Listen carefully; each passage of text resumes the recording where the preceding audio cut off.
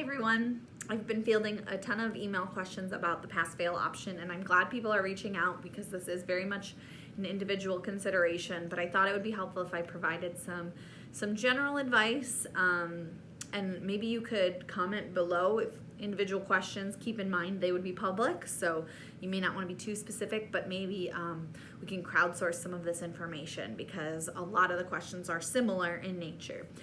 Some of the most important things to understand about pass-fail. One, the passes won't affect your GPA.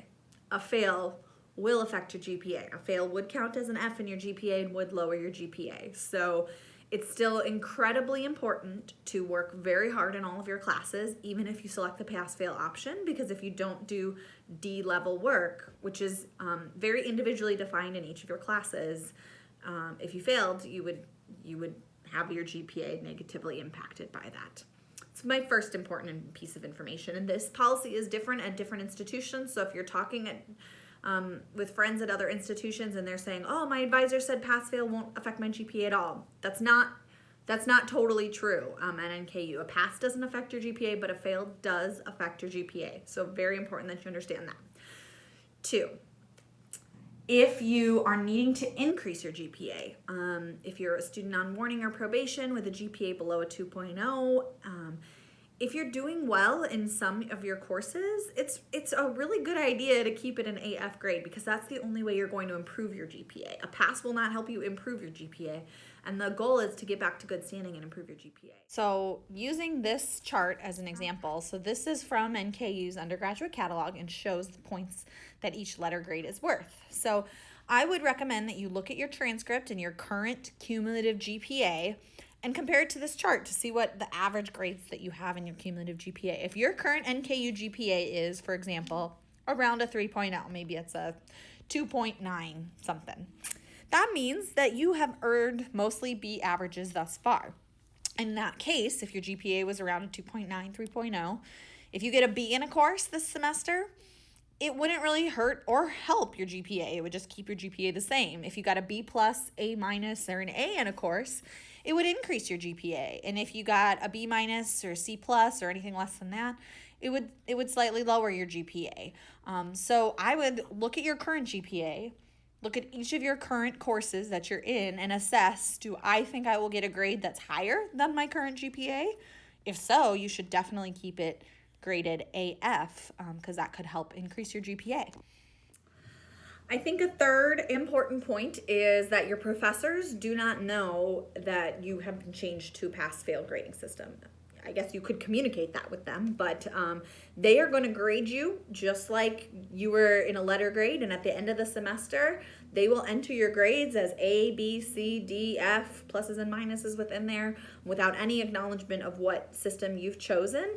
And at that point, that's when the registrar's office would convert that grade to a pass-fail if you had previously selected this option. So if you're really towing the line between a D and an F grade, if you have a D, that's a passing. If you have an F, that's a fail. That's a really close line. So you're definitely playing with fire if you select pass-fail, do the minimum work required for a D, and at the end are not really sure of your grade.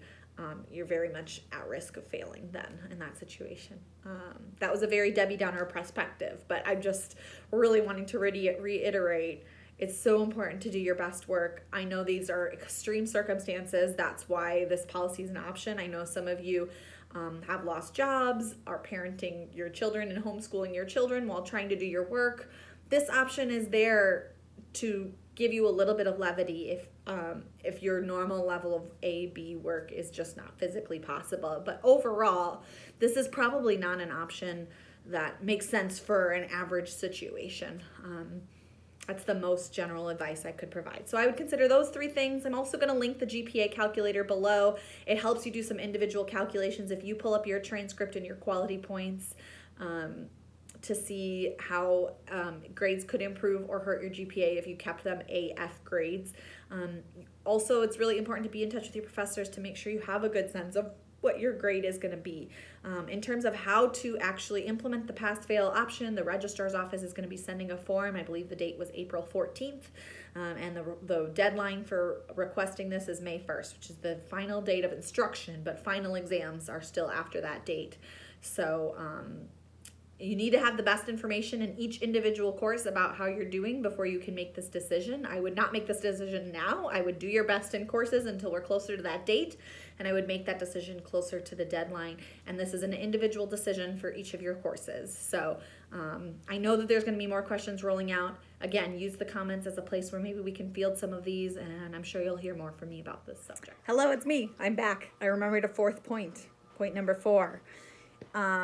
Weighing the option between a withdrawal and a pass-fail. So as some of you might be aware, the withdrawal deadline for 16-week courses is coming up on Monday the 6th. That was previously a March deadline, but that was extended as part of our transition to online courses. So if you're in a 16-week course, the last day to withdrawal and get a W is this Monday. If you're in a 7-week course, that's the second 7 weeks of the semester, so those are the ones that started back in mid-March, that withdrawal deadline is the 13th of April. Why would you consider withdrawal if pass-fail is an option? Well, if you are not likely to pass your course, if you're already struggling to get a passing grade in your course at midterms time here, and your instructors reached out with some concerns, a withdrawal is the best way to protect your GPA, to make sure that you're not getting an F. Because again, if you pursue the pass-fail option, there's still an option that you might fail if you don't complete enough coursework to be successful in the course. So if your instructor and you have already discussed your concerns about your ability to be successful in the course, you might consider a withdrawal. I would talk with your instructor before doing this, but I guess if you're on the fence because you might be successful in the course and earn at least a D passing grade, you could continue on and go for the pass-fail option, but that's sort of a risky gamble if you already know that you might not be successful in a course because the withdrawal deadline would have passed. And